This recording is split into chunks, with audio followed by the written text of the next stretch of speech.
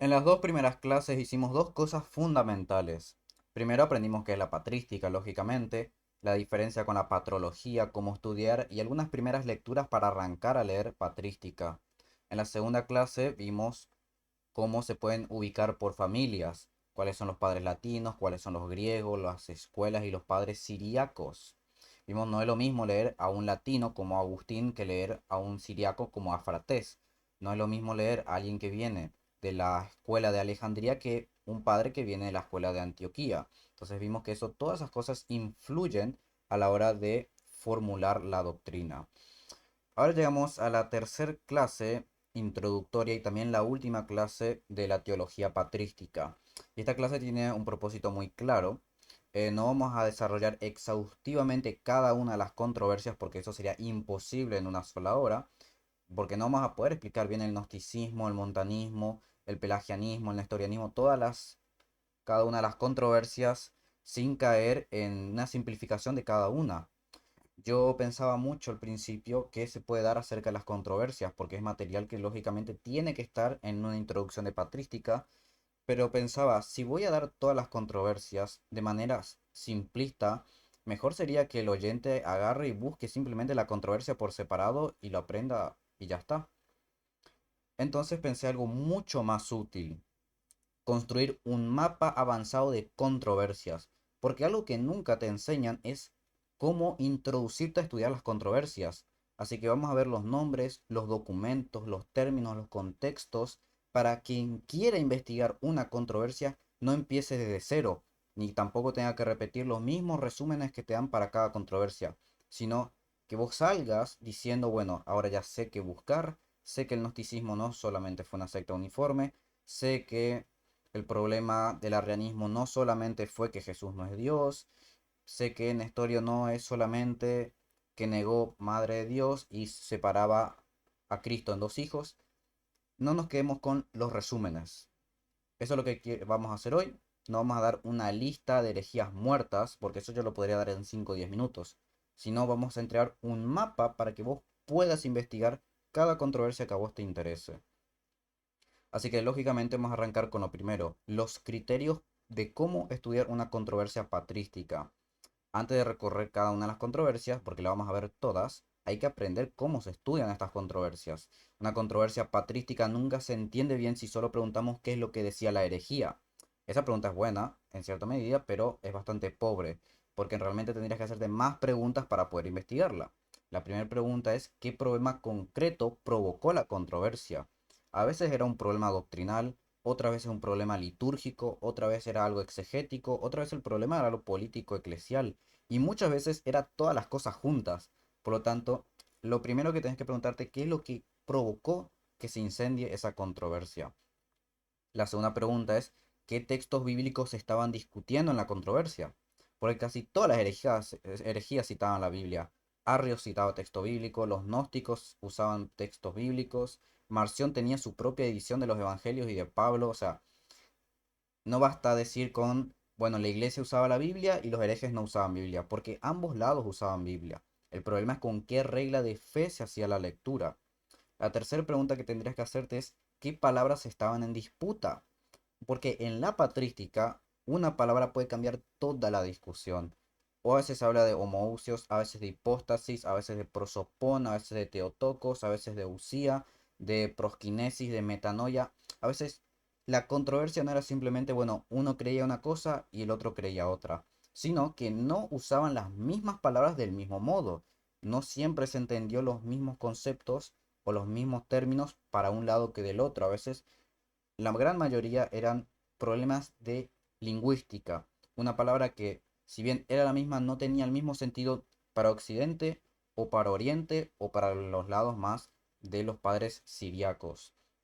Lógicamente también tenemos que preguntarnos qué autores respondieron a la controversia. Eso creo que es lo más fácil de todo. Y lo que sí es más difícil es qué documentos sobreviven de la controversia. A veces conocemos a un grupo casi solo por sus adversarios.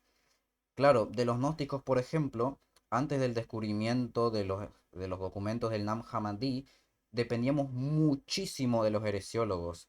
También en el caso de Nestorio, prácticamente fueron 15 siglos donde fue el peor enemigo de la historia del cristianismo, pero sobre todo es porque leíamos desde sus opositores. Luego, cuando aparecieron los escritos como el Bazar de Heráclites, vimos la perspectiva de la controversia desde Nestorio, y ahí cambió mucho más el asunto. Entonces, hay que leer no solamente desde una cara de la moneda, sino de ambas. Sexto, y muy importante, qué concilios o sínodos o cartas intervinieron, porque las controversias patrísticas no se resolvían por libros.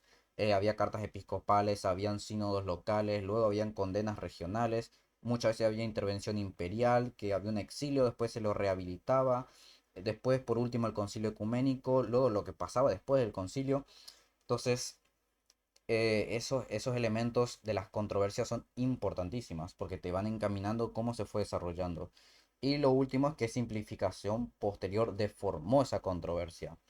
Claro, las simplificaciones están siempre porque es un tema que muchas veces requiere tiempo o herramientas que no todos tienen, por lo tanto se tira un resumen o una simplificación para atacar, para tocar el tema por encima, pero muchas veces se termina deformando.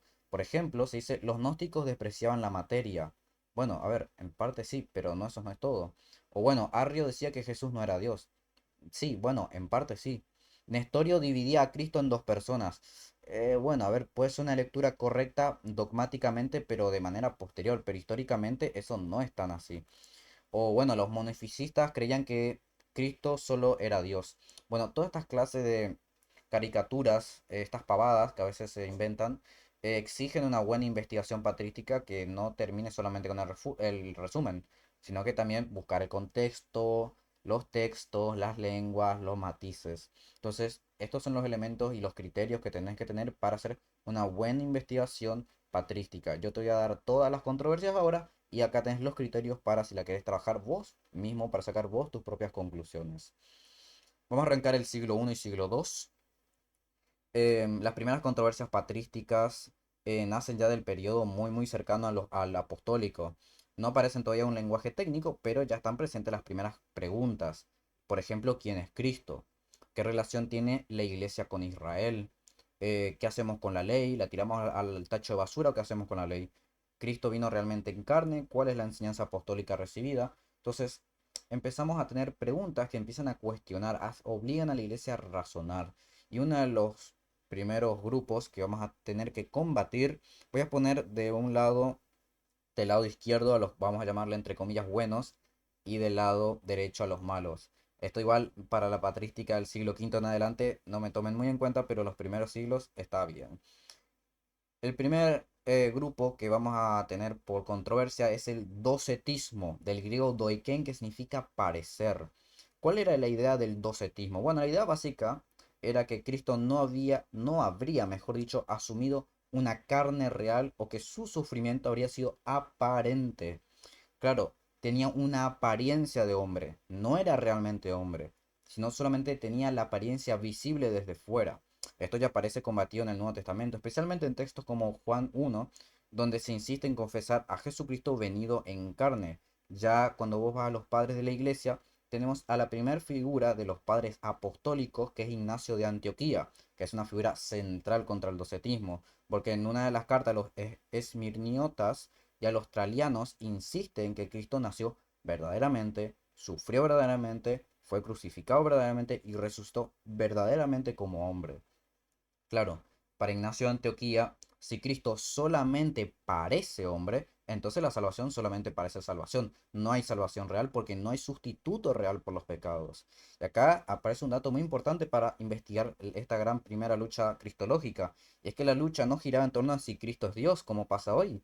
No estamos discutiendo contra testigos de Jehová ni contra mormones, sino que estamos discutiendo si Cristo es realmente hombre. Esta es una de las ironías de la patrística, ¿no? Hoy es literalmente todo lo contrario. Todos creen que, o bueno, salvo algún grupo marginal, cree que Jesús fue verdaderamente hombre, pero es mucho más difícil creer que sí fue verdaderamente Dios. Otro de los grupos que van a ir apareciendo durante el siglo I y siglo II es los grupos judeocristianos heterodoxos, como por ejemplo los ebionitas, el ebionismo, que tenían una clase de cristología adopcionista, es decir, Jesús fue adoptado por Dios y no era realmente Dios. Tenían prácticas muy vinculadas a la ley, practicaban eran vegetarianos.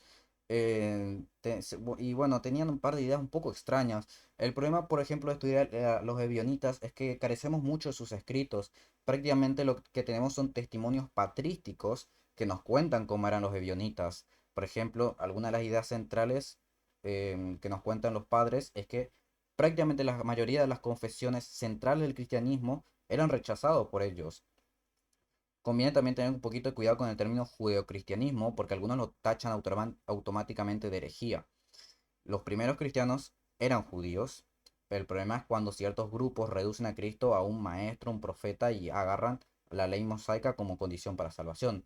No es lo mismo el término judeocristiano, que para mí no hay ningún problema en ocuparlo mientras no tengas ideas raras en la cabeza, como por ejemplo el título de judío mesiánico. Título de judío mesiánico me parece una de las mayores estupideces que se inventaron en los últimos años porque no tiene ninguna clase de sentido. ¿Qué carajo es un judío mesiánico? Bueno, es un judío que cree en el Mesías. Bueno, así como puede ser un mexicano, así como puede ser un argentino, puede ser un chileno. Pero nadie anda diciendo chileno mesiánico, ni nadie anda diciendo mexicano mesiánico. Es una estupidez monumental. Después vos vas a Hechos de los Apóstoles y la primera iglesia donde se ocupó el término cristianos fue Antioquía. ¿Y cómo se decía ahí? Cristianos. ¿No era Pablo acaso judío? Sí, se llama el judío mesiánico. No, se llama simplemente cristiano. Claro, es uno de estos grandes disparates para ensaltar y poner en una posición especial a los judíos como son judíos y nosotros somos iglesia.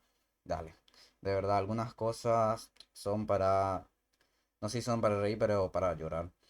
Luego tenemos el tema de la regla de fe. La regla de fe también es un tema importante, porque ya los primeros siglos uno y 2 se muestra que había una fuerte conciencia de la regla de fe, porque antes de que todas las discusiones o debates del canon estuvieran cerrados, ya las iglesias tenían, digamos, una clase de síntesis de la fe, es decir, doctrinas fundamentales que sí o sí se tenían que defender y se tenían que confesar. Por ejemplo, un Dios creador, Jesucristo su Hijo, la encarnación, la pasión, la resurrección, el Espíritu Santo, la iglesia, el juicio y la resurrección, es decir, la resurrección final, ¿no?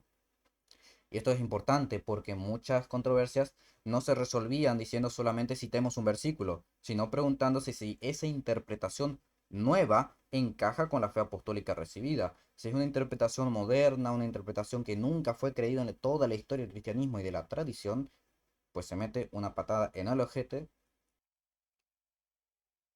Autores y documentos para estudiar esta etapa. Primera de Clemente, lógicamente, creo que todos los padres capaces, los padres apostólicos son las primeras lecturas para el siglo I, siglo II. Primera de Clemente, Ignacio de Antioquía para el docetismo, Policarpo de Esmirna, discípulo de Juan, el martirio de Policarpo, la Didache, la carta de Diocneto para la liturgia. Y bueno, por ahí un poquito como testimonio de memoria apostólica un poco más tardía, Ireneo de León. Cuando estudies siglo I y siglo II, no busques todavía manuales de doctrina porque no lo vas a encontrar. Busca las cartas, busca los martirios, las catequesis, los fragmentos y fórmulas, porque la iglesia todavía está hablando en un lenguaje más confesional, más pastoral, por ahí más cercano al lenguaje bíblico. Todavía no tiene un lenguaje desarrollado ni técnico como se va a ver en siglos posteriores. Continuamos con el siglo II, la tercera controversia con el gnosticismo o los gnosticismos. El siglo II es importante porque empiezan a aparecer estos movimientos que obligan a la iglesia a defender su fe y defender determinadas partes de la doctrina como la unidad de Dios o la realidad de la encarnación o la continuidad entre el Antiguo y Nuevo Testamento.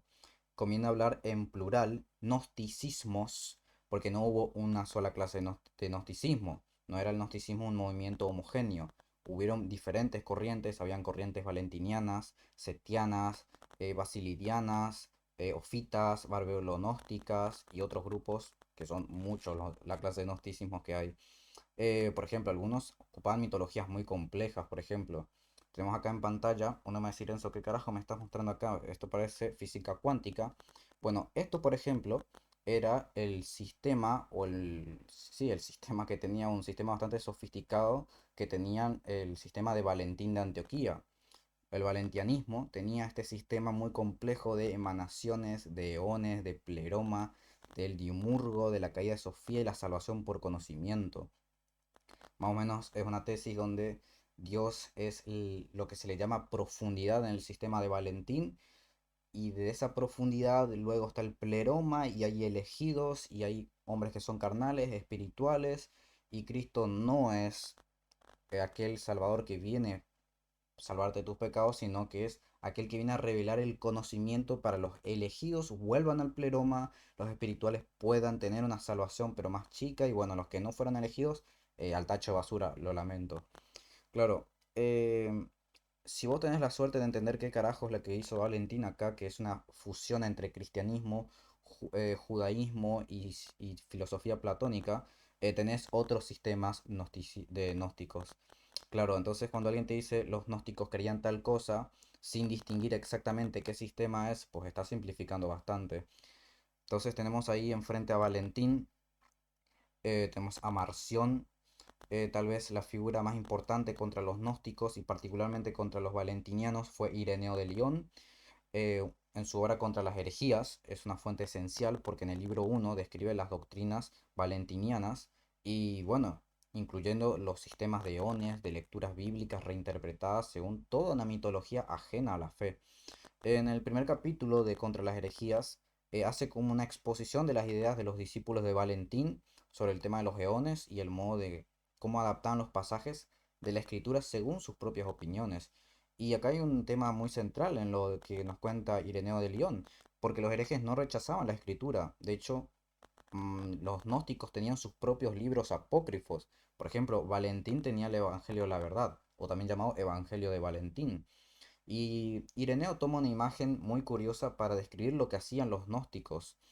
Tomar, tomar las piezas, por ejemplo, de un mosaico del rey y reorganizar las piezas para formar otra imagen completamente distinta. Entonces decía, bueno, hay un mosaico de un rey, pero agarran las piezas y conviertan con las mismas piezas la imagen de una loba.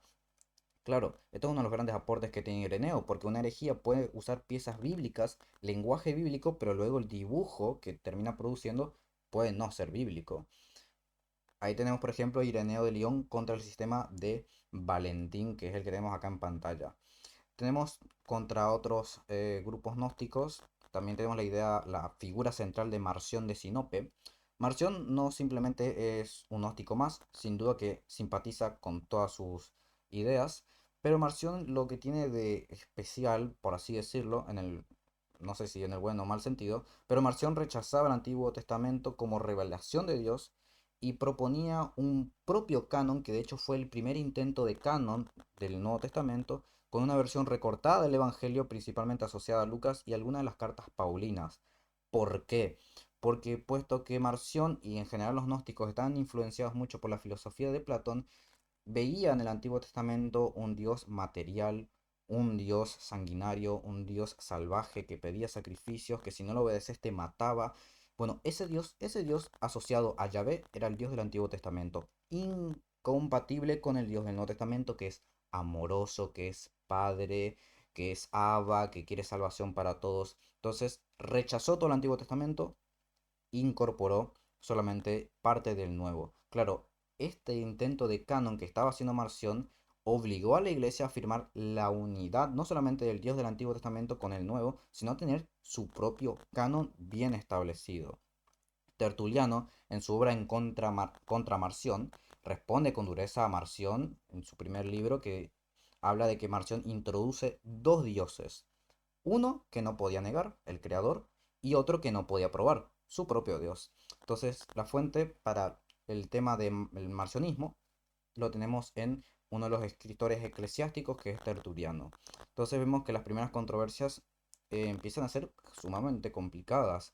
Yo creo que algunos autores, para investigar la etapa del siglo II y las luchas contra los gnósticos, Ireneo de León contra las herejías, lógicamente, Tertuliano contra Marción, prescripción contra los herejes, Hipólito de Roma en su obra de refutación de todas las herejías, tal vez también Clemente de Alejandría, Orígenes de Alejandría, especialmente en su obra contra Celso y sus discusiones sobre las interpretaciones heterodoxas. Importante también entender que tanto Valentín, o sea, que Valentín de Antioquía, Valentín el Gnóstico que tenemos en pantalla, aparte de ser un hombre bastante turbio, estuvo en Roma, y Marción también fue importante en Roma. ¿Por qué saco a colación esto? Porque el lenguaje de ellos era bíblico.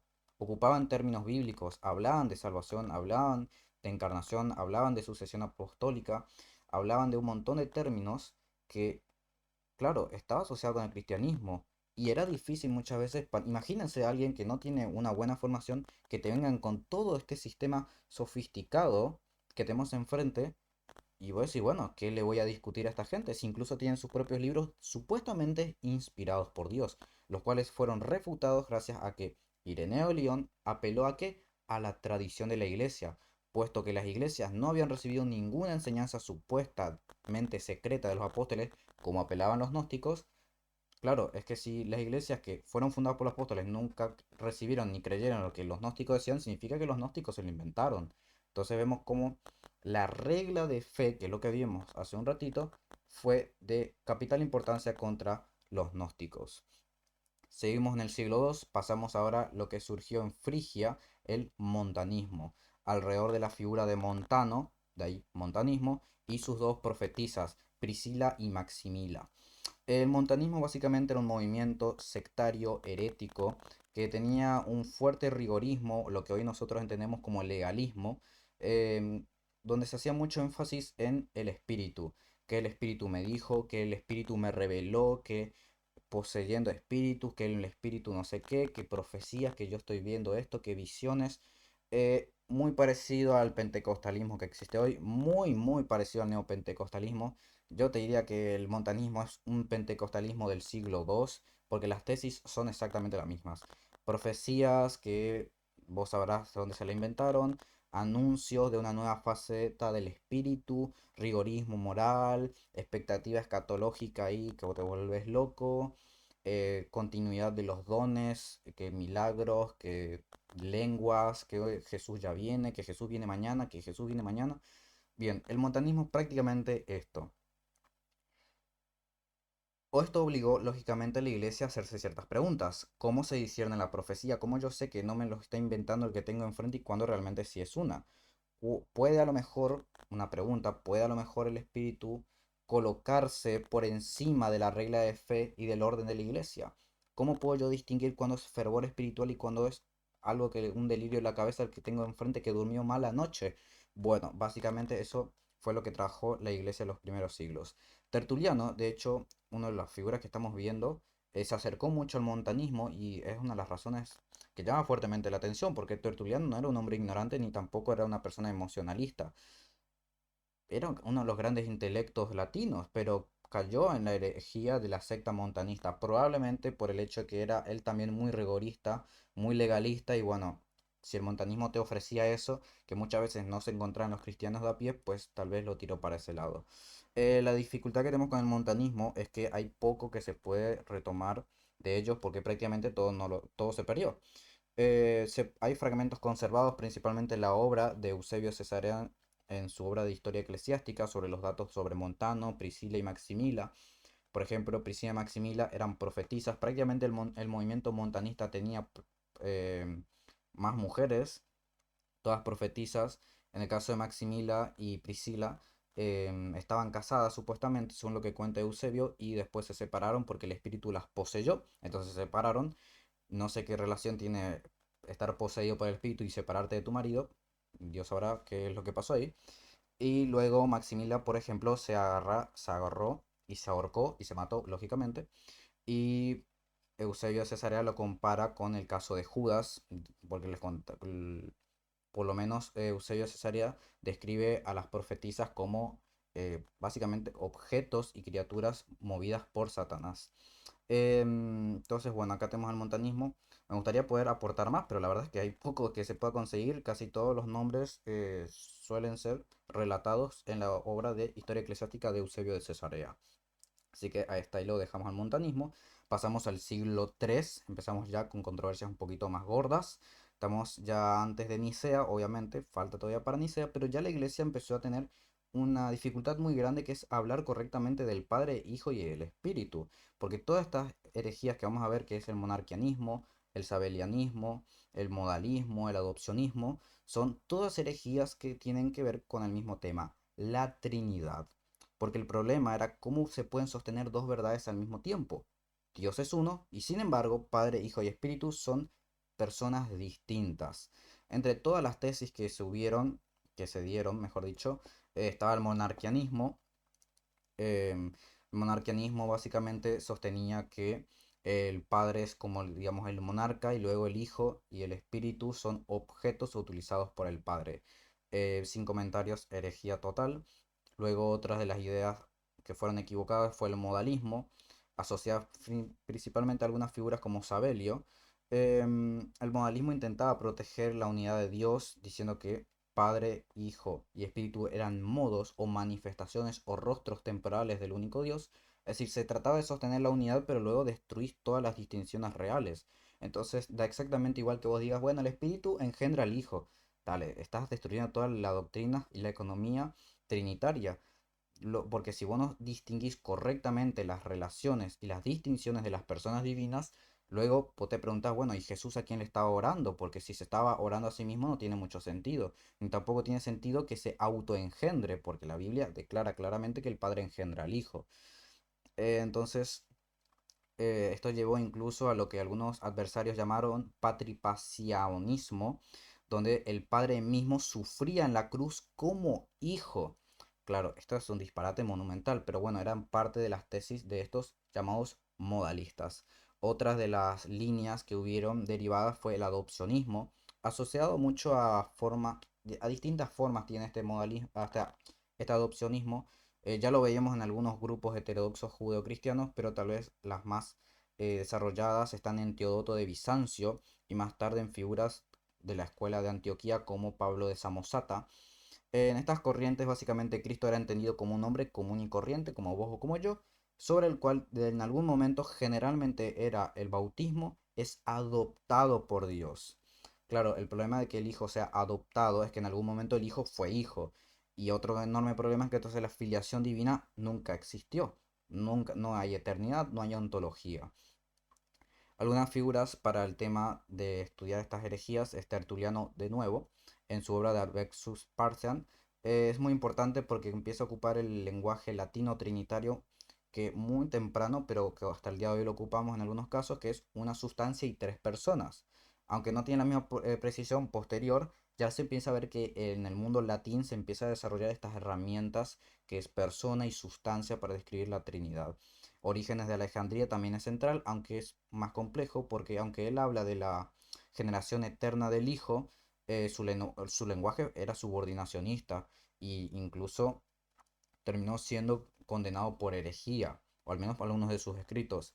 Algunos incluso los arrianos intentaban apoyarse en ciertas líneas de Orígenes, aunque también Atanasio recibía elementos de Orígenes. Entonces vemos que una misma tradición, que era la de Orígenes, podía ocuparse bien sea de manera ortodoxa o también de manera heterodoxa.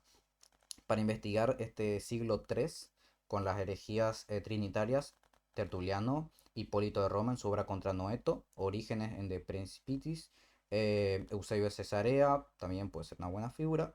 Principalmente Eusebio en su obra de Historia Eclesiástica tiene los fragmentos sobre Pablo de Samosata que no se pueden por ahí conseguir de manera separada y también los primeros sínodos de Antioquía que también debaten este tema. No saltes todavía. Algo que se suele hacer muy mal, pero suele pasar es que se salta de los apóstoles a recién a Nicea, pero se salta todo esto que estuvo en discusión mucho antes.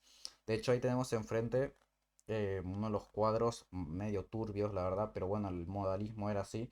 Tenemos a un dios con tres caras. ¿Ves? Más o menos lo depravado que es esa herejía, más o menos la idea sería esa. Pasamos a la sexta controversia, el novacianismo. El novacianismo en el siglo III, hay que entender que el siglo III en línea general, hablando del contexto, estuvo muy marcado por persecuciones. Porque, por ejemplo, durante las persecuciones como la de Decio, algunos cristianos habían entregado libros, compraron certificados falsos, negaron públicamente la fe, apostataron, y todo esto que apostataron de la fe luego se los llamó lapsi, es decir, los caídos. Entonces la controversia tenía que ver qué hacemos con esa gente. Claro, los restauramos, tienen penitencias, ¿qué hacemos con esta gente? Y acá entra, por ejemplo, la figura de Cipriano de Cartago, Novaciano, que estaba justamente en contra, Cornelio de Roma, los confesores, obispos africanos y romanos. Por ejemplo, Cipriano de Cartago escribió la obra del Apsis y muchas cartas sobre la cuestión. Novaciano era mucho más rigorista y se opuso a la readmisión de ciertos pecados graves, y de hecho esta oposición levantó incluso un cisma. Encima sumale que al mismo tiempo luego salen las controversias del rebautismo de herejes. Cipriano de Cartago sostenía que quienes habían venido de grupos heréticos debían ser rebautizados. O sea, tenían que ser bautizados, porque fuera de la iglesia no hay un bautismo verdadero. Roma, en cambio, tendía a reconocer que el bautismo sí era verdadero solamente si se había confesado de manera trinitaria. Mucho más tarde, Agustín de Hipona va a discutir cuando se ponga a discutir con los donatistas, va a ocupar también la autoridad de Cipriano de Cartago, pero luego corrigiendo su conclusión. Por ejemplo, en su obra sobre el bautismo contra los donatistas, Agustín dice dice que escribió 7 libros contra los donatistas, quienes intentaban defenderse apelando también al mismo Cipriano de Cartago. Entonces vemos que toda la diferencia que se está produciendo, esta ruptura, no empezó de la noche a la mañana. O sea, no es simplemente decir un lado tenía razón desde el primer día y el otro era hereje. Bueno, vemos que en realidad es mucho más lineal, mucho más poco lineal de lo que realmente parece. Pero bueno, si te interesa estudiar el tema de los sacramentos, tema de la penitencia pública, los confesores, yo creo que es importante estas obras. Por ejemplo, cuando hablamos de por ahí los sacramentos del siglo séptimo recién, preguntamos de dónde, por ejemplo, sale el sacramento del matrimonio. Y por ejemplo, podemos luego leer que ese sacramento sale influenciado principalmente por la lectura de la Vulgata Latina que estamos en Occidente. Porque, por ejemplo, en aquel versículo del capítulo 5 de Efesios se lee, grande es este misterio. Bueno, vos lees desde la Vulgata y dice, grande es este sacramento, porque la palabra sacramento en latín tiene el sentido de misterio. Entonces, en vez de poner misterio, se puso sacramento. Y claro, eso influyó luego para la lectura posterior del sacramento de la Iglesia Católica del matrimonio.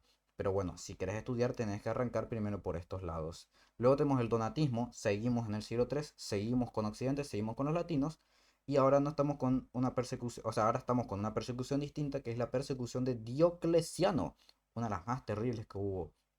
El problema giró en torno a los traditores, aquellos que supuestamente habían entregado escrituras sagradas, bienes sagrados durante la persecución.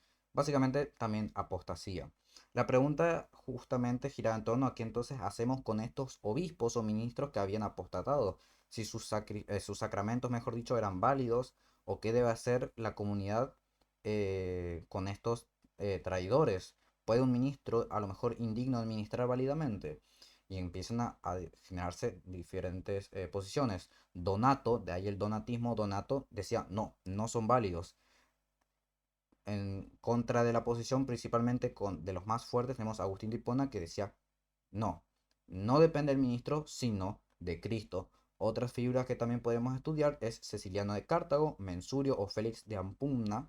Y esta controversia está muy influenciado por la herida social que estaba pasando Occidente. Principalmente este norte africano estaba muy herido socialmente, regionalmente, políticamente. Influyó mucho la memoria de la persecución, la identidad del pueblo, las fuertes imposiciones externas, la violencia entre los grupos circunciliones, la intervención imperial. Entonces, todas estas discusiones, en última instancia, que tenían que ver con qué significa la iglesia, influyó mucho para esta discusión. No era solamente sacramental, aunque en gran medida así lo fue. Porque cuando Agustín responde a los donatistas, dice, no, bueno, a ver, considero que sí es válido el sacramento porque no depende de la pureza del ministro, sino de Cristo. Porque la iglesia es un cuerpo mezclado en la historia, con trigo y cizaña hasta el día del juicio. Por eso, por ejemplo, Agustín en su obra sobre el bautismo contra los donatistas, usa incluso a Cipriano contra los donatistas, argumentando que la unidad de la iglesia no depende y no debe romperse por errores humanos sobre el bautismo. Entonces, cuando estudias el donatismo, no lo cierres solamente en la parte sacramental, hay que ver un poquito más sobre el tema de la persecución porque influyó en la memoria y en el trauma que estaba pasando esta región en la época. Si pasamos ya a una controversia mucho más conocida, siglo IV, que es el arrianismo. Una de las controversias más importantes de toda la historia cristiana, Y sé que se suele cerrar toda la controversia con Arrio decía que Jesús no era Dios, pero hay que entender un poquito más el contexto. Hay que entender que Alejandría, que fue donde empezó todo, no era una iglesia tranquila donde de la noche a la mañana apareció Arrio. No, era una ciudad que eclesialmente estaba cargada de tensiones. Ya venía con el problema melesiano, nacido después de la gran persecución, porque Melesio de Licópolis había ya generado una gran estructura paralela en Egipto, con clero propio, con un resentimiento contra la sede alejandrina y ya una red que más adelante se va a mezclar con la crisis arriana. De hecho, Sócrates escolástico dice que los melesianos se mezclaron con los partidarios de Arrio y participaron contra Alejandro de Alejandría. ¿Cómo reventó esto?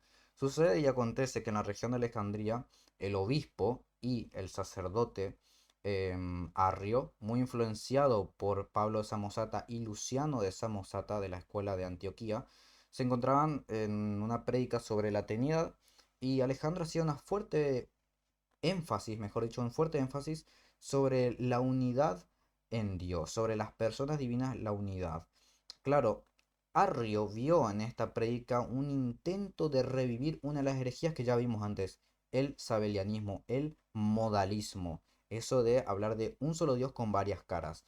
Arrio no dio a su brazo a torcer ante ese supuestamente intento de modalismo.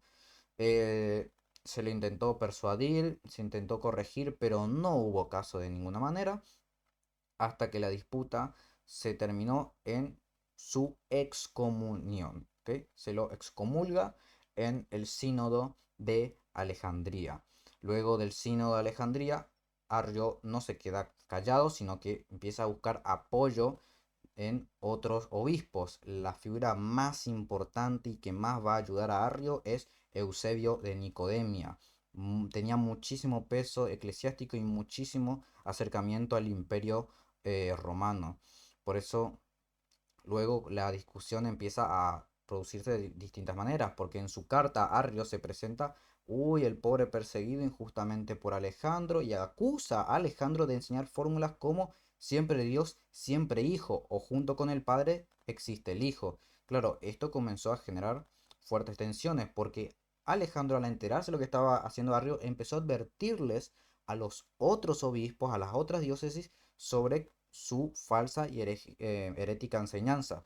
Entonces la guerra empieza a ser una guerra de bandos de entre cartas y cartas entre los arrianos que tenían sus cartas que supuestamente las apoyaba a ellos y la iglesia ortodoxa que tenía sus propias cartas que apoyaban sus posturas. Y bueno, entre los partidarios se empiezan a generar grupos y grupos y grupos. Y ya no es solamente Arrio contra Alejandro, es Arrio apoyado por luego una red de obispos orientales, porque esto se estaba produciendo en Oriente. Y ahí aparecen muchísimas figuras, Eusebio de Nicodemia, como vengo diciendo, Narciso de Neronias, Patrofilio de Escitópolis, Maris de Calcedonia, Paulino de Tiro, Teodoto de la Odisea y Atanasio de Anarsabo. Claro, esto en algún momento explota porque luego llega al pueblo por medio de himnos y canciones que iban los partidarios de Arrio y llega luego a oídos de quien se estaba consolidando como la mayor autoridad del imperio, Constantino. Mucho antes del concilio de Nicea, de hecho no, mucho no, el mismo año, pero en la época de enero, en el año 325 se produce luego el sínodo de Antioquía. Este sínodo fue desconocido, de hecho, durante mucho tiempo, hasta que se publicó el texto siríaco en 1905, que fue un concilio regional con aproximadamente 60 obispos de Arabia, Palestina, Fenicia, Siria, Capadocia, sin ningún obispo egipcio, y básicamente fue un, uno de estos primeros sínodos para tratar de resolver la controversia arriana. Lo interesante de este sínodo es que hay figuras que fueron censuradas como Eusebio de Cesarea, que Eusebio de Cesarea lo venimos citando toda la clase porque es importante por su obra de historia eclesiástica, pero vemos que fue censurado. También fue Narciso de Nerodias y Teofoto de la Odisea. Bueno, ellos bien censurados porque encima eran partidarios de Arrio. Lógicamente luego tenemos el concilio de Nicea, que fue donde ya se convoca a toda la región, a todas las diócesis, para la discusión arriana.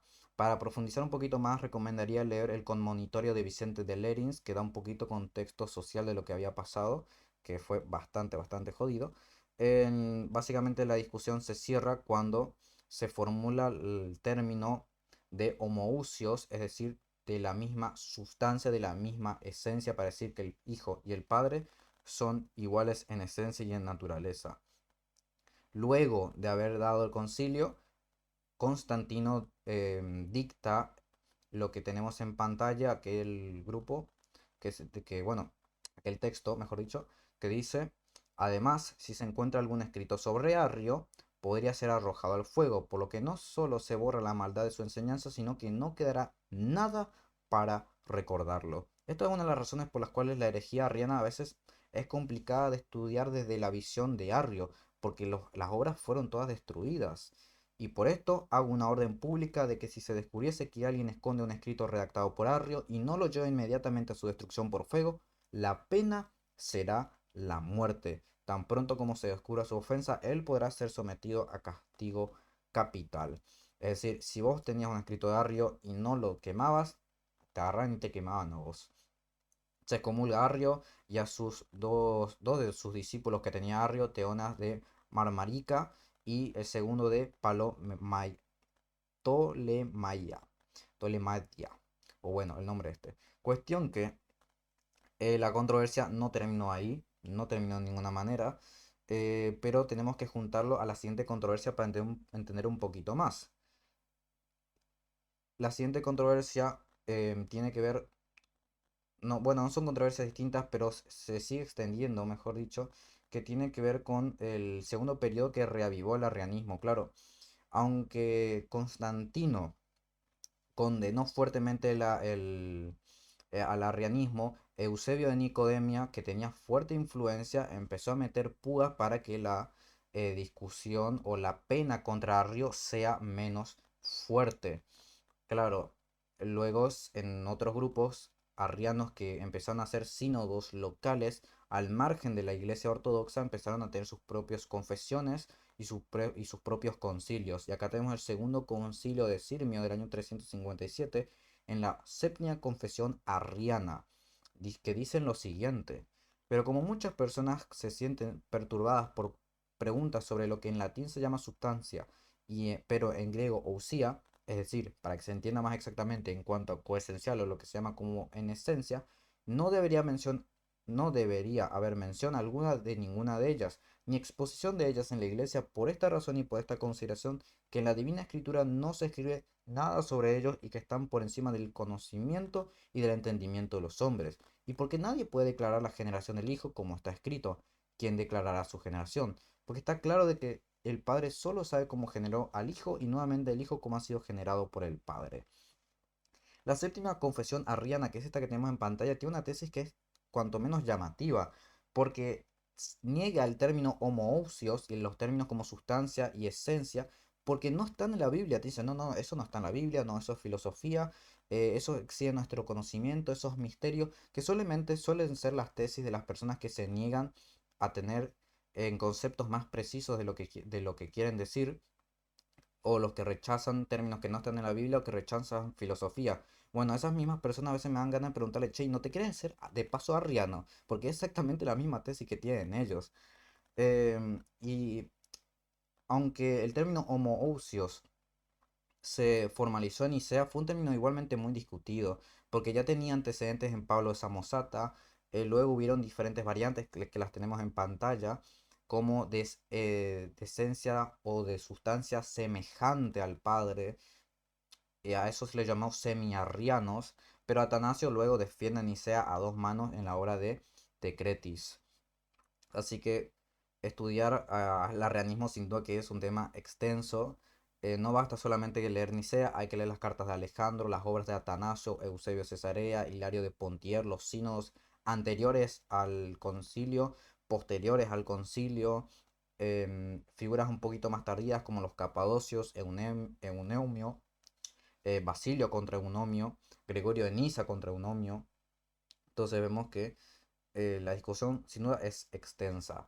La siguiente controversia, controversia 9, los neumatómacos, porque luego de Nicea el problema se sigue extendiendo, porque aunque hay algunos que aceptaban la cristología del Hijo, negaban luego la neumatología, es decir, negaban que el Espíritu Santo sea Dios, negaban su divinidad. A estos grupos que negaban la divinidad del Espíritu se les llamó neumatómacos, literalmente combatientes contra el Espíritu. También se les llamaba macedonianos, asociados principalmente a la figura de Macedonio de Constantinopla, aunque esa etiqueta histórica había que tocarlo un poquito ahí, pero bueno, no me quiero extender mucho con estas precisiones. La pregunta justamente gira en torno a si el espíritu es, si es Dios, o si es una energía, o si es un poder, o es una criatura, o qué carajo es el espíritu. Acá aparecen las figuras importantísimas del siglo IV que son los padres capadocios. Basilio el Grande, Gregorio de Niza y Gregorio Nacianceno. Basilio el Grande en su obra sobre el Espíritu Santo, Gregorio Nacianceno en su obra de discursos teológicos y Gregorio de Niza en sobre el Espíritu Santo. También podemos incluir a Dínimo el Ciego, no es tan leído, pero también estuvo en la época, y Atanasio en su obra Carta a Serapión también puede servir para el estudio de los neumatómacos. Es interesante que, por ejemplo, Basilio el Grande no argumenta tanto, o sea, sí también, pero no solamente sobre los textos bíblicos para defender la divinidad del Espíritu, sino que lo defiende desde la práctica del bautismo. Es decir, si el Espíritu está unido al Padre y al Hijo en el bautismo, luego tiene que también ser Dios, no puede ser criatura. Toda esta discusión luego desemboca en lo que es el Concilio de Constantinopla en el año 381, donde se consolida al Espíritu como Señor y dador de vida que procede del Padre y que con el Padre y el Hijo recibe también adoración y gloria. Aunque ese procede del Padre más adelante cuando se añade lo que se llama el filioque, es decir, procede del Padre y del Hijo, va a generar ahí un cisma interesante, pero que, como digo, es tema para otro video. Bueno, acá tenemos en pantalla lo que venía yo mencionando. Me olvidé de ponerlo, pero bueno, ahí están las obras. Siguiente controversia, controversia 10.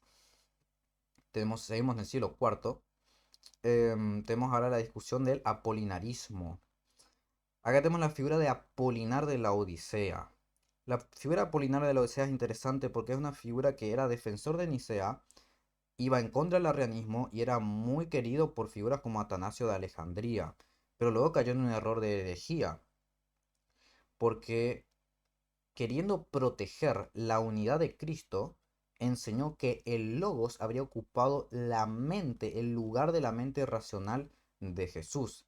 Es decir, tenés un Cristo con cuerpo humano, vida sensible, pero no una mente humana completa como la nuestra.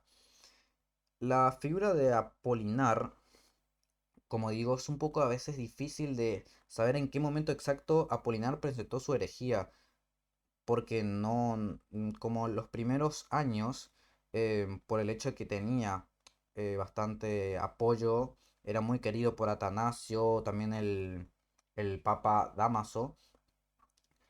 Todas las veces que se lo refutaba de manera anónima, no se le daba el nombre.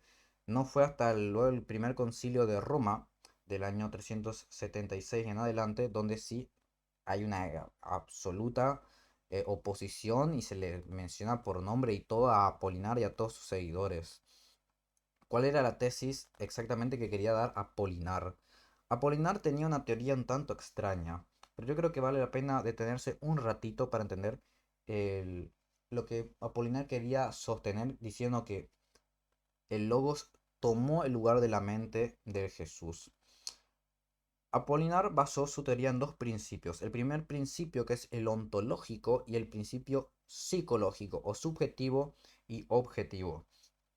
Desde el principio ontológico, Apolinar creía, o le parecía por lo menos, que la unión de Dios completo con el hombre completo, es decir, Jesús, no podía ser otra cosa que una yuxtaposición, es decir, una colocación de uno sobre el otro. No podía, por ejemplo, no creía que dos seres perfectos con todos sus atributos puedan ser uno solo. A lo mejor podía ser una cosa compuesta muy parecida a lo mejor un Frankenstein o un monstruo de la mitología. Claro, como la fe del concilio de Nicea no le permitía degradar a Logos como había hecho Arrio, hizo literalmente lo contrario, mutilar la humanidad de Cristo.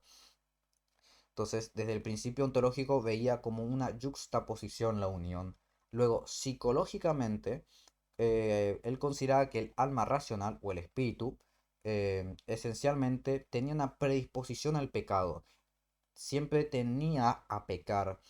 Apelaba por ahí a versículos como Romanos, donde se habla de que ninguno es bueno o la voluntad está caída. Y bueno, bajo esa tesis veía imposible poder sostener la impecabilidad de Cristo. No podía decir, no, es que no puede ser que siendo con una mente humana, cosa, no veía la forma de ver a Jesús impecable si tenía una mente humana. Entonces la tesis era, bueno, entonces el logos mismo es o se pone en lugar del espíritu humano, convirtiéndose así en el centro racional y espiritual del asiento de la autoconciencia y la autodeterminación, de modo que entonces si no tiene una mente humana Jesús, entonces no hay manera que pueda pecar. Y para eso afirmaba con versículos de Juan 1:14, Filipenses 2:7 o 1 Corintios 15:47. Claro, esto tenía un problema gigantesco, porque si entonces Jesús no tiene mente humana, entonces no puede redimir la mente del hombre. Y ahí Gregorio Nacianceno formuló uno de los principios más clásicos e importantes de la patrística: lo que no ha sido asumido no ha sido sanado. Esa es la carta 101 de Gregorio Nacianceno, que es justamente dirigida contra Apolinar. Y esta es una de las llaves más importantes de la cristología patrística, porque si la salvación depende de la asunción completa de nuestra humanidad, Cristo no puede no tener una mente humana, porque de hecho la mente humana es una de las cosas más afectadas por el pecado. Por lo tanto, es imposible aceptar la tesis de el apolinarismo.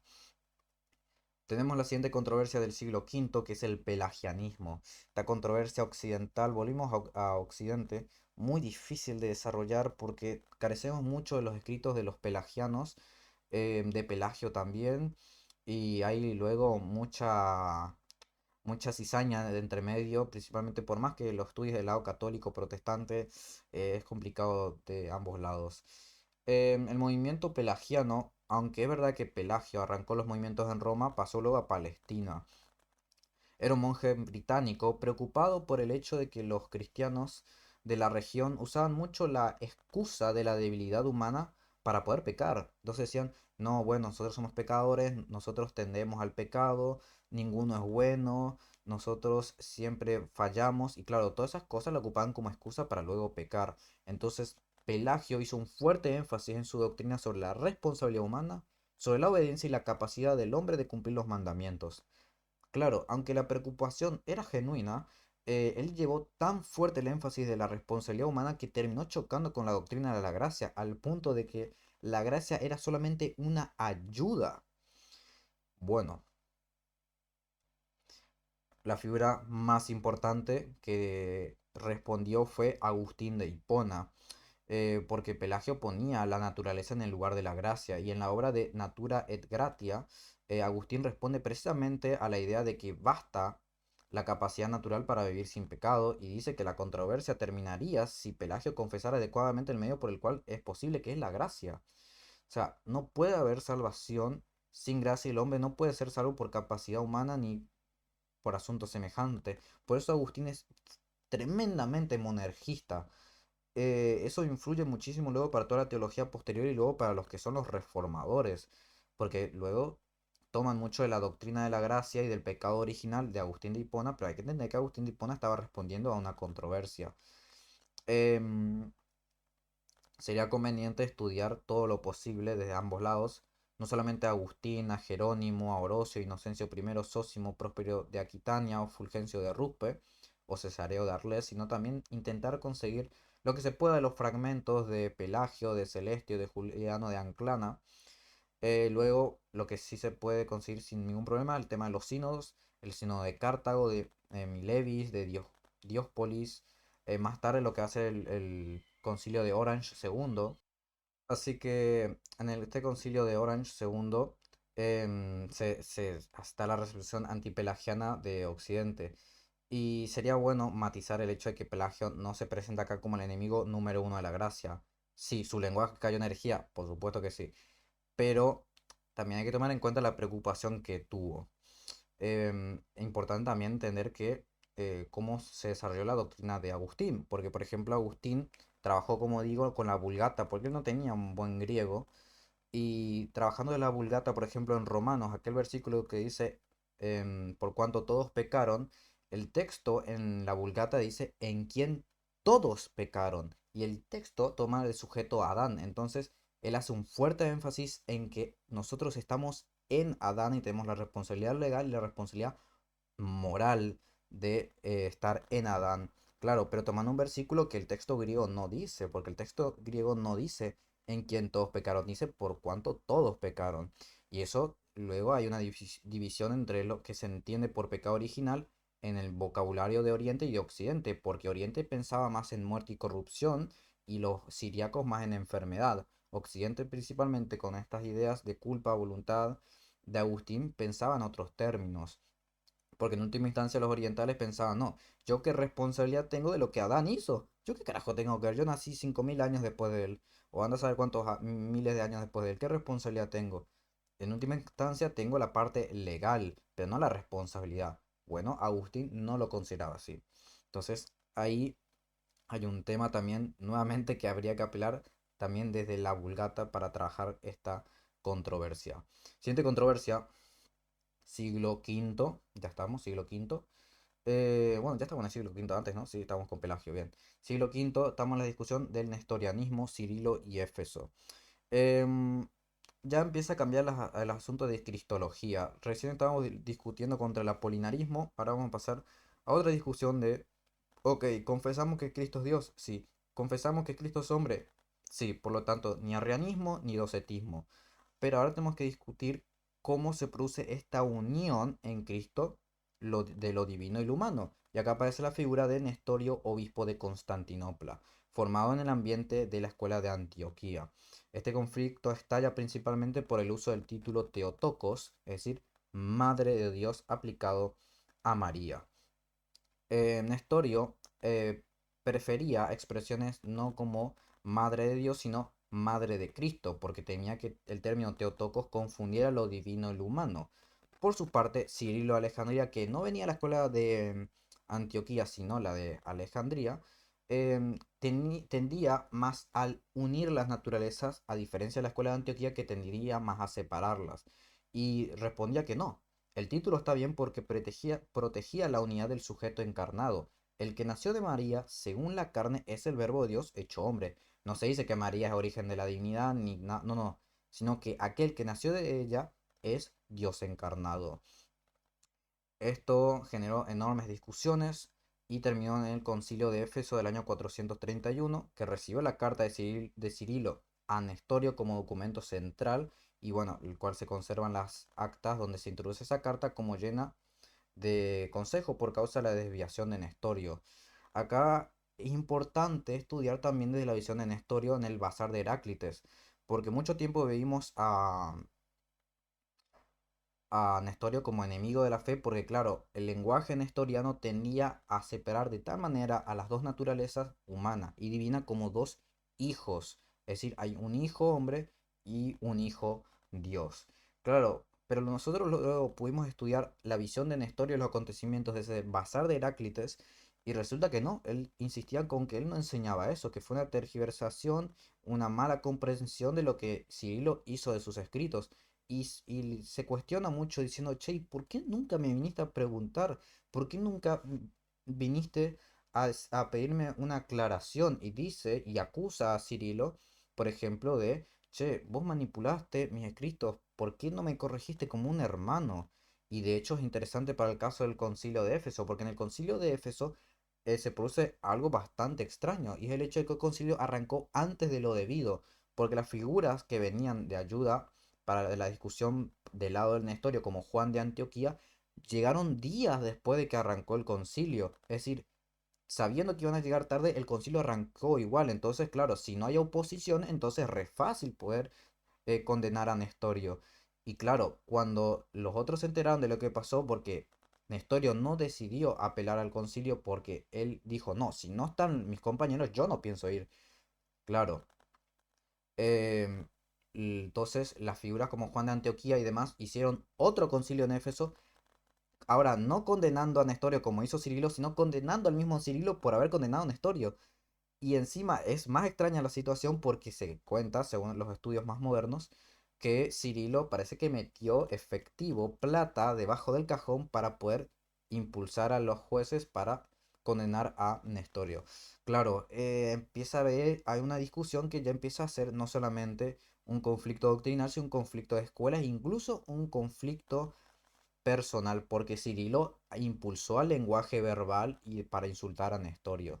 Entonces es importante estudiar desde ambos lados. Es verdad que la confesión dogmática que se hizo en el concilio de Éfeso, el primer concilio, está bien, pero hay que estudiar los documentos desde ambos lados, desde las cartas de Cirilo, desde de las 12 anatematizos, la respuesta de Teodoreto, los sermones de Nestorio, el bazar de Heráclites, las actas de Éfeso y todos los nombres que tenemos ahí en pantalla, porque la discusión a veces se dice Nestorio decía de dos hijos y no era tanto así. Así que conviene ahí pegarle una ojeadita. Em, Luego de Éfeso viene otra crisis que es la crisis de Eutiques, archimandrita de Constantinopla, que reaccionando contra el nestorianismo, es decir, la exagerada separación de las dos naturalezas, termina formulando una cristología que parecía absorber la humanidad de Cristo en su divinidad. Es decir, una sola naturaleza o una media naturaleza mixta ahí parecida a la idea del monofisismo. Claro, acá llama la atención porque Nestorio en el bazar de Heráclites cuenta diciendo, che, ustedes me cagaron a puteadas, me exiliaron, me hicieron de todo por separar, pero acuérdense ustedes que lo que va a pasar es que van a terminar confundiendo las naturalezas. Bueno, dicho y hecho, siglo siguiente, bueno, siglo siguiente no, pero controversia siguiente, fue lo que pasó. Tenemos el monofisismo y tenemos el eutiquianismo. Eutiques, bajo esta tesis de la humanidad absorbida por la divinidad de Cristo, fue fuertemente condenado luego por Flaviano de Constantinopla, que lo tenemos ahí en pantalla. Luego de eso viene el segundo concilio de Éfeso en el año 449, llamado también Latrocinio de Éfeso o concilio ladrón, concilio puto. Bien, ¿qué pasó con este concilio? Precedido por Diocoro de Alejandría, habiendo sido condenado antes Eutiques por Flaviano, luego en este concilio es rehabilitado de Eutiques y Flaviano es condenado. Y lo peor de todo, y lo que más horrorizó a los padres de la iglesia, es el hecho que luego los opositores, es decir, los que estaban del lado de Eutiques, lo fueron a buscar a Flaviano luego del concilio y lo cagaron tanto a trompadas que lo terminaron matando. Claro, esto horrorizó a todo el mundo, por eso este concilio va a ser condenado en el concilio siguiente, porque va a preparar el camino 2 años después para el concilio de Calcedonia, el segundo concilio más grande después del concilio de Nicea, o al menos, por lo menos de los más importantes. Creo que si no mal recuerdo tuvo muchos más obispos presentes que incluso el concilio de Nicea. El concilio de Calcedonia es de capital importancia porque confesó a Cristo en dos naturalezas, sin confusión, sin cambio, sin división y sin separación. Importante. Ahí tenemos claramente cómo nos está quedando más o menos. No estoy poniendo el credo de los apóstoles para por ahí no ir, para no tardar tanto, pero luego del concilio de Nicea, el concilio de Constantinopla, el concilio de Éfeso, tenemos acá el concilio de Calcedonia y así nos está quedando el credo. Siguiendo pues a los santos padres, todos nosotros enseñamos unánimemente que se debe confesar un solo y mismo Hijo, nuestro Señor Jesucristo, perfecto en la divinidad y perfecto en la humanidad, verdadero Dios y verdadero hombre, de alma racional y cuerpo. Vemos que todas las herejías que vemos acá están siendo refutadas, consubstancial con el Padre según la divinidad y consubstancial con nosotros según la humanidad, en todo semejante a nosotros menos en el pecado, engendrado por el Padre antes de todos los siglos según la divinidad y en los últimos días por nosotros y por nuestra salvación, nacido de la Virgen María, Madre de Dios según la humanidad, un solo y mismo Cristo, Hijo, Señor unigénito en dos naturalezas, sin confusión, sin cambio, sin división y sin separación. La diferencia de las naturalezas no queda suprimida por la unión, sino que se conserva cada una de ellas concurriendo en una sola persona y una sola hipóstasis, no partido ni dividido en dos personas, solo, sino un solo y mismo Hijo unigénito, Dios Verbo, el Señor Jesucristo, como lo proclamaron desde el principio los profetas, como nos lo enseñó el mismo Señor Jesucristo y como nos lo han transmitido el símbolo de los padres. Fantástica la síntesis que hicieron en este concilio. Yo le tengo un fuerte cariño a Calcedonia porque fue el primer concilio que me aprendí. Importante para este concilio toda esta controversia que se produjo de eutiquianismo, estudiada de Eutiques, Flaviano, Diocoro, León Magno, Marciano, Pulquería, Teodoreto, Ibas, los documentos de Tomás Flaviano, de León Magno, importantes también, las actas de Calcedonia, la definición de Calcedonia tenéis que manejarla así, así, así, porque en función, o sea, este concilio fue fundamental porque todas las controversias que vamos a ver ahora tienen que ver con Calcedonia. Las cartas de Cirilo, la fórmula de unión de 433, muy importante. Este concilio lo que tiene de por ahí de importante es el hecho que Calcedonia lo que quiso hacer es ser fiel a Cirilo de Alejandría y a León Magno al mismo tiempo. No quiso volver a Nestorio ni aceptar tampoco a Eutiques, porque su fórmula intenta proteger ambas cosas. Contra Eutiques, que las naturalezas no se confunden, y contra Nestorio, que Cristo no se divide en dos sujetos. Em, Así que acá tenemos la controversia que les recomiendo. Personalmente a mí siempre me gustó mucho estudiar esta parte, así que ahí les dejo. Siguiente controversia número 14, siglo sexto, patrística tardía, ya estamos. Después de Calcedonia, la controversia obviamente no terminó. Acá nunca terminan las controversias. Todo el rato hay controversias. O sea, vos continúa que vamos a seguir encontrando controversia tras controversia. Pero ¿qué pasó? Después del concilio de Calcedonia en el año 451, muchos cristianos de la región de Egipto, Siria y zonas orientales acusaron al concilio de Calcedonia de haber abierto la puerta al nestorianismo, es decir, a separar a Cristo en dos sujetos. Claro, decían en el fondo, bueno, ustedes condenaron a Nestorio, sí, pero luego rehabilitaron o toleraron a gente muy cercana al modo nestoriano de hablar de Cristo. Claro, entre esos nombres aparecía Teodoreto e Ibas, que habían sido restaurados en Calcedonia después de ciertas condiciones, y también, por ejemplo, Teodoro de Mousestia, que fue visto como uno de los grandes maestros de la escuela de Antioquía, pero también muy influyente en la raíz intelectual de Nestorio. Y claro, ellos tenían, ustedes condenaron a Nestorio, pero bien que ustedes aceptaron y rehabilitaron a todos los que también influyeron en Nestorio. Claro, uno de los emperadores Justiniano pensó, a ver, pensemos, si condenamos a esos tres expedientes, entonces vamos a poder demostrar que Calcedonia no es nestoriana, y quizá los anticalcedonianos vuelvan a la comunión del imperio. Entonces, por eso en el año 543-544 emitió Justiniano el edicto condenando esos tres capítulos. La intención oficial, digamos, de condenar a estas tres cosas era reconciliar a los monofisistas o no calcedonianos con la iglesia imperial. Es decir, se condena a la persona y los escritos de Teodoro de Mousestia, ciertos escritos de Teodoreto de Ciro contra Cirilo de Alejandría y contra Éfeso, y la carta atribuida a Evas de Edesa a Maris el persa, donde se criticaba duramente también a Cirilo y se defendía más la lectura antioqueña. Claro, si se condena estas tres cosas, demostramos que el concilio no era nestoriano. Claro, pero el asunto explotó, voló por los aires, porque para muchos occidentales eso sonó como traicionar el concilio de Calcedonia. No porque Occidente amara a Teodoroto de Mousestia, sino porque decían, pará, momento, Calcedonia recibió nuevamente a Teodoreto e Ibas. Si ahora condenamos sus escritos, entonces estamos admitiendo que Calcedonia se equivocó. No, no estamos dando entonces la razón a los enemigos de Calcedonia. Nah, los occidentales se volvieron locos. Y ahí entra el núcleo de la controversia. Porque Oriente quería condenar los tres capítulos para limpiar a Calcedonia de sospecha nestoriana, pero Occidente temía que condenarlo fuera a ensuciar a Calcedonia. Entonces, acá se empezaron a agarrar de los pelos. Porque, por ejemplo, el Papa Vigilio quedó en medio de toda esta discusión, porque Justiniano luego lo presionó muchísimo. Y entonces Vigilio primero se resistió al condenar, pero luego condenó los tres capítulos en el llamado Ludicatum del año 548. Después retrocedió por la reacción que vio en Occidente. Luego volvió a quedar bajo presión imperial por Justiniano. Y luego finalmente en el Concilio segundo de Constantinopla en el año 553 condenó oficialmente los tres capítulos.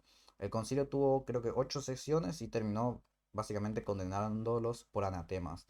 Y acá hay otra discusión más, otra vez otra discusión más, que es que Teodoro de Asidas, un obispo relacionado con el ambiente de Orígenes de Alejandría, se vio, o se le acusa de haber empujado el tema de los 3 capítulos para desviar la atención de las controversias contra los origenistas. Es decir, según una de las grandes lecturas que se pueden hacer, por eso yo solamente estoy dando acá la pantallazo para que luego estudien ustedes, hubo acá una maniobra política nuevamente de los antioqueños contra la lectura que tenía la escuela de Alejandría. Por eso yo insisto, conózcanse las escuelas y la forma en que hacían las lecturas y la teología, porque mucho había rivalidades.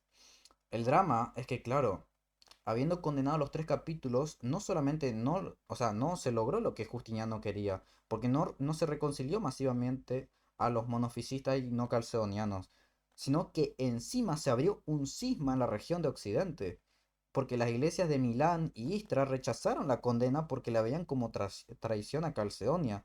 Entonces el cisma duró muchísimo tiempo, de hecho duró hasta el siglo siguiente en algunas ramas. Por lo tanto, esto fue un quilombo desastroso acá. Igual les digo, ya para el siglo sexto, ya en el concilio de Éfeso, por ejemplo, las iglesias que estaban en la región bajo el imperio persa ya se habían separado de la iglesia occidental y oriental que estaba bajo el imperio romano, básicamente porque, claro, cuando se volvió con el edicto de Milán y el edicto de Tesalónica, siendo el cristianismo la religión del imperio, claro, vos nomás sabés que el imperio persa le iba a permitir a los cristianos que estaban bajo su imperio proclamar y enseñar y evangelizar con las creencias y la religión del imperio enemigo. Les persiguieron a 2 manos. Entonces ellos se fueron a predicar por China, por Ucrania, y están totalmente separados de lo que se estaba sucediendo acá en Oriente y en Occidente. Entonces, por eso luego, cuando estudiamos a los siriacos están en otra cosa, nada que ver con nosotros. Entonces, importante estudiar también esa parte de la patrística. Siglo séptimo, patrística, controversia número 15, la discusión del monoenergismo y monotelismo, una o dos operaciones.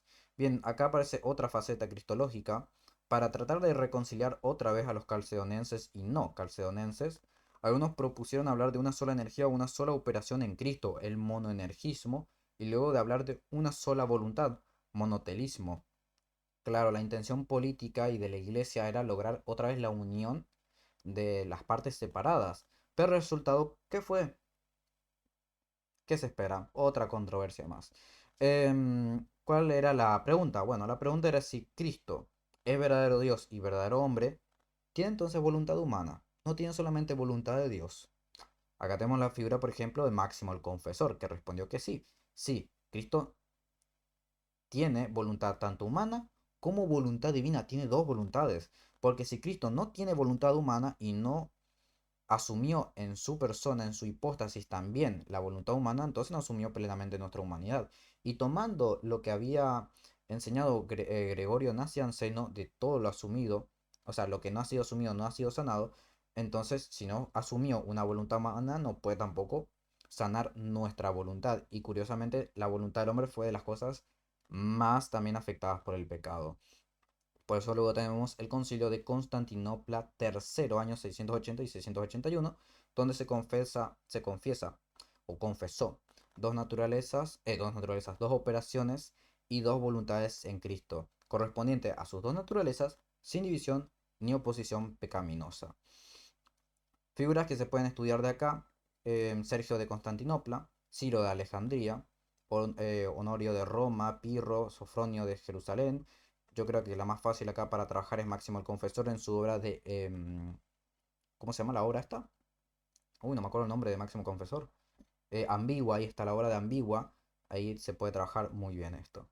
Siguiente y última controversia patrística, o bueno, anteúltima por lo menos, la que tengo ya acá trabajada, el iconoclasmo y iconodule y iconoclastas. Siglo octavo y siglo noveno un poquito. Final de patrística, llegamos finalmente. La controversia aparece con los iconoclastas. la destrucción y rechazo de las imágenes sagradas y la veneración de imágenes. Claro, los iconoclastas argumentaban contra la veneración de imágenes y muchas veces apelando al mandamiento de contra ídolos y la trascendencia de Dios. Claro, los defensores de las imágenes y de la veneración de imágenes respondían desde la encarnación. Si el verbo se hizo visible en carne, puede ser representado en imágenes según su humanidad. Y acá empezamos a ver que curiosamente los grupos que estaban en contra de la veneración de imagen justamente era la parte política, era el imperio con León III, Constantino V, pero son la iglesia los que estaban, por lo menos en la región de Oriente, los que estaban a favor de la veneración de imágenes, como Germán de Constantinopla y la más importante, Juan Damasceno. También se puede hablar de Taracio y Niceforo, pero los más importantes son estos. Por ejemplo, el imperio como Constantino V apelaba diciendo que Cristo, él no puede ser descrito, por lo cual es representado como una sola persona, y el que delimita esa persona está claramente circunscribiendo la naturaleza divina, lo cual no puede ser circunscrita de ninguna manera. Por su parte, Juan Damasceno, uno de los grandes argumentadores y defensores de la veneración de imágenes, decía que no. Lo que es un libro para los que saben leer es una imagen para los que no leen. Lo que se enseña con palabras al oído lo enseña una imagen a los ojos. Las imágenes son el catecismo de los que no leen. Uno de los argumentos más importantes de Juan Damasceno para la veneración de imágenes es el hecho de la frase que tenemos enfrente: el honor dado a la imagen pasa al prototipo. Es decir, yo si le venero a una imagen, mi honor que yo le estoy dando no queda en el cuadro, ni en la madera, ni en la pintura, ni en esa imagen que tengo de Jesús. No, rebota y va al prototipo el cual la imagen está representando. Entonces, si yo venero una imagen de Jesús, estoy venerando el prototipo de Jesús. Claro, esto hay que ver de dónde carajo se lo sacó Juan Damasceno, porque esto se apeló haciendo una distinción en una palabra griega que es proskinesis y la latreia. Claro, un término tenía que ver con la veneración que únicamente, o la adoración, mejor dicho, la adoración que se le da solamente a Dios y la veneración a las imágenes que pueden ser de santos, de María o de ángeles. Y el que no lo hacía era anatema. El problema es que el término proskinesis no se puede separar lingüísticamente de la manera en que lo hicieron. Aparte, si vos agarras la Septuaginta en el capítulo 20 del Éxodo, que es la versión griega del Antiguo Testamento, el término proskinesis se ocupa para condenar justamente estas prácticas. Por lo tanto, yo no sé qué hicieron con ese texto ahí. Claro, esto encima produjo problemas en Occidente y Oriente, porque mientras que en griego se hizo esta distinción entre latreia y proskinesis, en latín adorati y veneratio no siempre se trasladan de la misma forma porque en general no se puede. Esto luego produjo problemas en la recepción carolingia de Nicea II, como se ve en la obra de Libri Carolini, porque es en el concilio segundo de Nicea donde se dogmatiza el uso de las imágenes. Pero igualmente antes habría que estudiar los concilios de Hieria del año 754 de los iconoclastas que condenan el uso de las imágenes, y Nicea II con los iconodulos, precedidos por la primer y única em, emperadora Irene, que es irónico porque el marido de Irene no estaba a favor de las imágenes, pero ella sí. Hay razones, sí, hay razones. Para eso acá hay que estudiar también mucho de la influencia que tuvo las invasiones musulmanas y árabes, pero como les digo, esto es tema para que lo estudien ustedes. Controversia última que vamos a dar, porque claro, un mapa avanzado de controversias patrísticas no puede terminar sin mencionar el mundo siriaco. Es verdad que muchas veces en los cursos occidentales Siria y los padres siríacos pasan así como, vamos, sin pena ni gloria, pero en realidad son importantes porque también forman parte de la patrística. Y el mundo siriaco es importante porque los debates cristológicos, que muchas veces son simplemente etiquetados como nestorianos, no están así. Ya aparecen las figuras de Narsai, de Babai el Grande, que ellos tenían una cristología con un vocabulario totalmente propio, como por ejemplo el que tenemos acá en pantalla. Primero vamos a leer la obra de Babai el Grande, que es la, bueno, yo no voy a intentar pronunciar lo que está ahí como título, pero se llama básicamente Himno de Alabanza. Uno es Cristo, el Hijo de Dios, venerado por todos, de dos naturalezas, en su divinidad engendrada por el Padre, sin haber comenzado antes de todos los tiempos, en su humanidad nacida de María, en la plenitud de los tiempos, en un cuerpo unido, ni su divinidad es de la naturaleza de la Madre, ni su humanidad de la naturaleza del Padre. Las naturalezas se conservan en sus nomas, en una sola persona de una sola filiación y como la divinidad es tres sustancias en una sola naturaleza. Asimismo, la filiación del Hijo se manifiesta en dos naturalezas, siendo una sola persona, así lo ha enseñado la Santa Iglesia. Bien, acá tenemos un problema enorme, para no decir gigantesco. El término que yo subrayé ahí, o puse en negrita, es el término noma, el plural de nome. Claro, en la cristología de la Iglesia de Oriente aparece este término o esta fórmula que no aparece ni en Occidente ni en Oriente. Bueno, no en Oriente, la parte de la iglesia griega, estoy hablando de la siriaca, que es dos naturalezas, dos nome y una persona, una parsopa. Claro, hay un problema muy grande, y que es el término nome, no tiene traducción ni en griego, ni en castellano, ni tampoco no tiene traducción en latín, o sea, no tiene traducción ese término y funciona muy parecido a un objeto de individualidad o manifestación individual, una realidad individual de la naturaleza. Es decir, no encaja ni en el término naturaleza ni en el término persona para traducirlo. Y eso es un problema grande porque luego los griegos se encontraron con estos términos que son intraducibles y dijeron, no, estos son dos hipóstasis, estas son dos personas, estos son todos nestorianos. Y realmente no es así. El término buscaba no decir que la divinidad y la humanidad de Cristo eran cosas vacías, sino cosas concretas, realidades concretas, existentes, no confundidas en la única persona del Hijo. Tal vez el texto de la tradición de Babay, el grande más importante, dice básicamente en sustancia, la traducción sería que ninguna kiana naturaleza puede ser conocida sin el noma, la naturaleza por cuanto existe individualmente, concretamente, y ningún noma puede subsistir sin naturaleza, kiana, y ninguna parsopa puede distinguirse sin noma.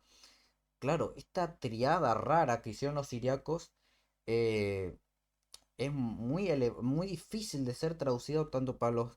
Imagínate, si es difícil para traducir para los griegos, imagínate para los que nosotros hablamos en español. Apá y vámonos, ¿sabes? Algunos autores como es el doctor, no voy a intentar traducir, o sea, tampoco voy a intentar pronunciar el nombre que tenemos ahí enfrente, solamente voy a decir lo último, Malpan.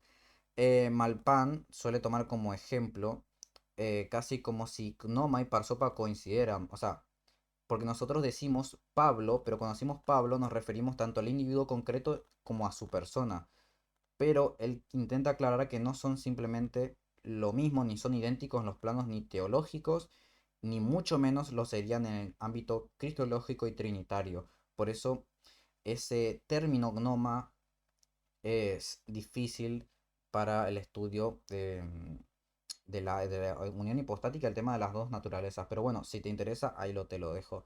También se puede seguir estudiando y profundizando con otras figuras de los padres siriacos, Filoxeno de Magub, Severo de Antioquía, Jacobo de Saruc, Jacobo de Baredeo, vinculada también a la recepción miafisista también. Así que bueno, importante que las controversias siriacas se desarrollen así como vemos acá en pantalla con himnos. Esto es un himno, no es un tratado teológico ni un tratado escolástico. Entonces vemos que por ejemplo Efrem el sirio combate herejías no con tratados sino con himnos, es decir, con canciones. Es decir, pero ¿qué hace esta gente? ¿Cómo? Bueno, cosas de los siriacos. Así que bueno, yo creo que ya abarcamos todas las controversias. La síntesis de la patrística yo creo que es bastante clara. No pretende, obviamente, esta tercer clase que salgamos siendo expertos en todas las controversias, sino que pretende lo más fácil, lo más realista, que sepamos entrar y cuando entremos a la que nos guste, sepamos cómo hacerlo. Que no nos conformemos con repetir los mismos resúmenes de siempre, sino saber cómo estudiarlas. Y bueno, como digo, la síntesis de la teología patrística es que la patrística nos enseña que la doctrina cristiana se precisó en combate, en discusiones, no por arrogancia, no por... bueno, en algunos casos no te digo, no te dudaría que sí, porque en muchas de estas últimas discusiones Hay muchos asuntos personales y asuntos de rivalidades, pero en el fondo incluso los más herejes buscaban proteger una necesidad que es la confesión apostólica. Yo igualmente agradezco a todos los que estuvieron participando, siguiendo el curso de teología patrística. Les agradezco, sinceramente. Hay un fuerte trabajo de fondo, así que yo creo que hasta acá hay una buena introducción. Así que bueno, nos vamos despidiendo de los padres de la iglesia. Nos acompañó durante varias clases, así que nos vamos despidiendo de ellos. No sé cuándo nos vamos a volver a ver con los padres, pero esperemos que pronto. Así que con esto y un bizcocho termina este mini curso de introducción a la patrística.